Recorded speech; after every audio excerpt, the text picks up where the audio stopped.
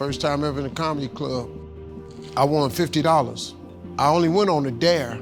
I cried all the way from the comedy club to my house. The girl I was with named Gladys Jacobs said, "Why you crying? It ain't but $50. I said, no, you don't understand. I was born tonight. Well, I've been asking God my whole life, what's my purpose? I need to find something that I do. I won $50 first time in a comedy club. I went to work the next day, October 9th, and quit my job with $50 in my pocket. Married, twins, $50.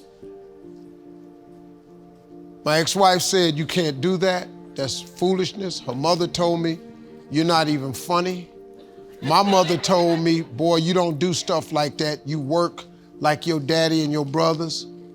I said, "No, Mama, this is what I was born to do." And my mother was saved and, Sunday school teacher, so I believed everything my mama told me. But this one time I said, "Mama, I got to go try this." I said, "This is it for me." I said, "If I don't do this, what I'm gonna do?" She said, "You're gonna work like your daddy did. Your daddy worked hard." I said, "Okay, well, I just work hard. But I'm gonna go be something." The only person in my family that believed in me was my father. He said, "Boy, if you think you can make it, go ahead. Now, if you need some help, I'll give you 100 every now and then." And I've done nothing since that day except tell jokes. Now, I got in a lot of trouble. By the time I was 30, I was homeless. Because the first year in comedy, I only made $3,500. The next year, I made $5,000. The third year in comedy, I made $6,800. You get homeless real fast like that. So I was trying to make my little money and send it to my wife and kids, but it wasn't enough. So I would just keep $25, enough to stay out there and get to the next gig. And it didn't work for me for 3 years. I lived in my car.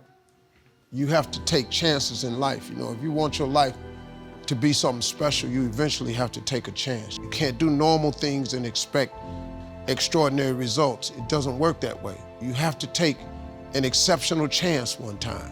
And it's gonna cost you something that you care deeply about. Bishop Jakes told me one time, he said, in order to get to the next level in life, you can see where you wanna go, but it's a glass ceiling. The reason you can see it is because it's a glass ceiling. In order to break through a glass ceiling, you're gonna have to shatter the glass. Anytime you shatter the glass, it's gonna be blood shed. And the blood that you shed is gonna be something that you care deeply about. So if you are not willing to shed something you care deeply about, you cannot go to the next level. Most people let their family keep them from going to the next level.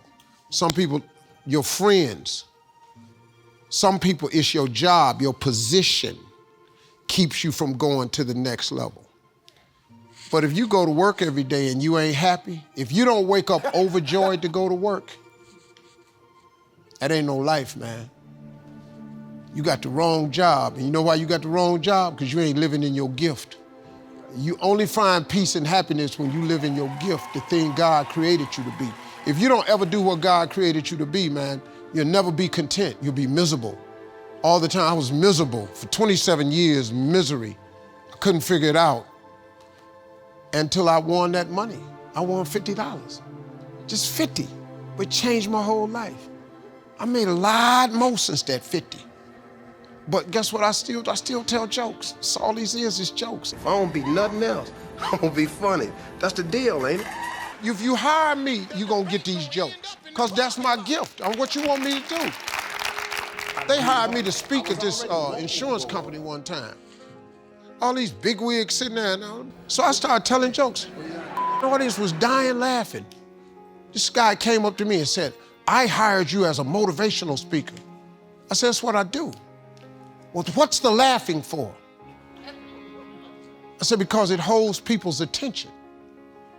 I said, "Go ask everybody what they got out of my message today. It ain't gonna be the jokes. It's gonna be something I told them." But you got people that they don't want to hear that, but that's my gift. And if you live in your gift, you'll find your completeness. Until you live in your gift, you cannot be complete. When God created you, he gave you all a gift. All of you in here are gifted. You are gifted people. What is your gift? Your gift is the thing that you do the absolute best with the least amount of effort. Once you identify that, your life changes. God takes you to new heights. You find peace, you find joy. You wake up in the morning, you can't wait to go to work. If you waking up in the morning and you hate going to work, it's cause you ain't living in your gift. I don't even have an alarm. I wake up every day ready to go to work, cause guess what? I'm gonna go tell these jokes. They're gonna give me this check. Look what I'm doing. Look, that is available to you though. That God that created you has that same thing available to you. Every last one of you. I bet he do. I dare you to try it. I dare you. During these challenging times, what's really been helpful for me in not only these challenging moments, but all of my difficult times in my life is my faith. I've discovered I'm not the person that I was in my 20s, my 30s, my 40s. I've grown over the years, and so have many of you. I was on vacation in Europe last year. I was in Italy. I was on a boat. We were anchored offshore, and the captain of the boat was explaining to me why he had anchored in a certain location. And he was saying it was based on the direction of the wind and the swing or the pivot of the boat when it was anchored.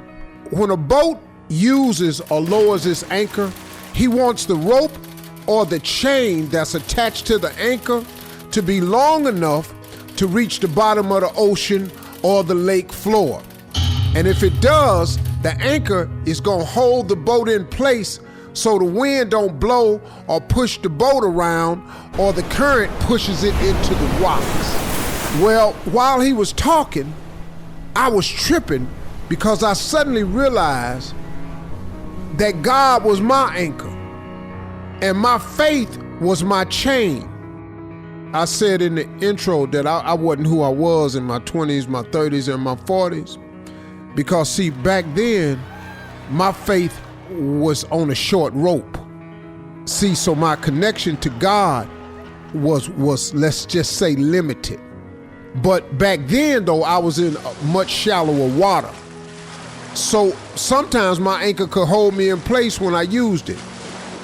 But whenever I didn't use my anchor, which was my connection to God, even in the little boat and the shallow water, sometimes I get tossed. I didn't even fell out the boat before and felt like I couldn't even get back up in it. Just like when you fall out your boat, you get deceived by the evil one who tries to make you think that you ain't gonna do nothing but fall out the boat again. And where was your anchor anyway? Well, to be truthful about it, I wasn't even using it. But the devil was making me think that the anchor didn't work no way. But it does. The only problem is you gotta stay connected to it. So what done happened, y'all, is I've gotten older now. I've started to realize that the anchor, my God, always works. I just gotta stay connected to it. I gotta make sure that my rope and my chain is always attached. And the older you get, the more challenging life becomes, the deeper the water you find yourself in. You ain't in a lake or a river no more. You in deep water. You in the ocean. See, the ocean different. When that wind blow out there on that ocean, it ain't no lake or no river. The wind pick up in the ocean, in the deep water that you find yourself in, it creates some waves. It huge waves come up. It generates major storms. Hurricanes develop out over the ocean. That's where they develop, because they're out there in that deep water, man. It can get treacherous out here. See, the ocean is so powerful, it can turn over the biggest boat if it's not anchored. Now, to anchor out in deep water, your anchor has to get to the ocean floor to hold you steady in this deep water. Well, guess what? Then you need more chain. You need more faith, which is your chain that connects you to your anchor, which is God. So he can get to the bottom of things, so he can hold you safe, so he can hold you steady. That's what I learned while that man was telling me about an anchor on a boat out in Italy. he was really talking about my faith. So see, it don't matter what the situation is. It don't matter what the circumstance I'm in. It don't matter how deep the water get. My God, who is my anchor, always works. You have survived every storm this far. I see no reason why we won't survive this one either.